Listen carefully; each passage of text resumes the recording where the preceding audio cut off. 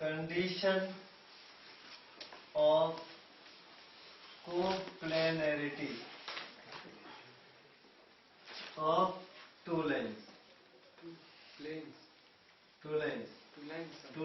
Lines दे रखे दो, मान लो r vector is equal to a1 vector plus lambda times of b1 vector. दूसरी लाइन दे रखी है r vector is equal to a2 vector plus mu times of b2 vector. ठीक है, तो ये दोनों कोप्लेनर है। कोप्लेनरिटी मतलब दोनों लाइन एक ही प्लेन में पड़ रही है, ये कैसे प्रूव करेंगे? ठीक है, तो इक्वेशन दे रखी होगी, तो two lines are coplanar if and only if a2 vector minus a1 vector dot b1 cross b2 is equal to 0। दो कैसे? दो लाइन के बीच में शॉर्टेड डिस्टेंस का फॉर्मूला आपने पढ़ा है, पढ़ा ना? उसका न्यूमरेटर होता है शॉर्टेड डिस्टेंस का फॉर्मूला क्या होता है? a2 minus a1 dot b1 cross b2 upon magnitude of b1 cross b2। यही आता है ना?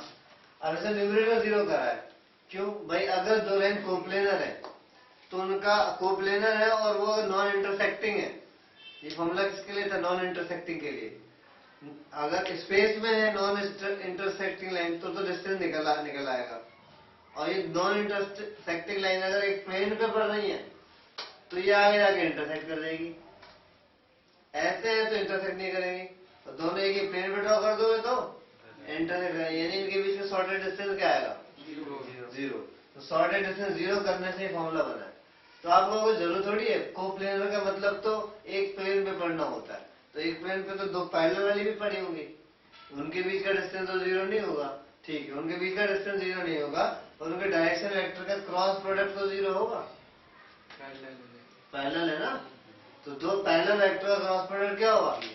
तो किसी भी सूरत में अगर वो कोप्लेनर है, चाहे वो इंटरसेक्टिंग वाली है चाहे वो पैरेलल वाली है, अगर आपने ये चीज कैलकुलेट करी और 0 आई तो इसका मतलब वो कोप्लेनर है, वो दोनों लाइन एक ही प्लेन पे लाई कर रही है।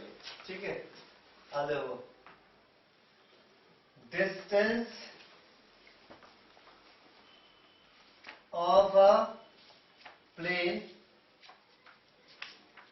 From a point. इससे पहले आपको थोड़ा सा रिलेट कर देता हूँ 11th से।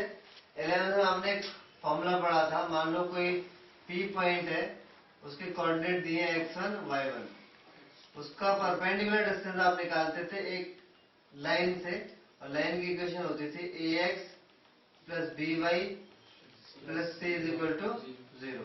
तो डिस्टेंस कैसे निकलता था? फॉर्मूला क्या था? ax1 plus by1 plus c divided by root of a square plus b square. ये आता था। सेम है कहानी, जैसे इंटरसेप्टर में आपने देखा बस z और ऐड हो गया, ऐसे यहाँ पर है।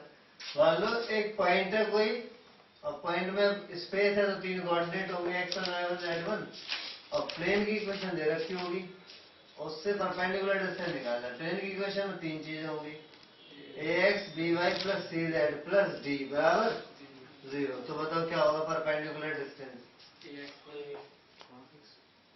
ax1 plus by1 plus cz1 plus d divided by root of a square plus b square plus c square. इसको कैलकुलेट करोगे तो एक पॉइंट और एक प्लेन के बीच में परपेंडिकुलर डिस्टेंस आ जाएगा। समझ में आया? और कर लो, अभी 1-2 बात और रह गई।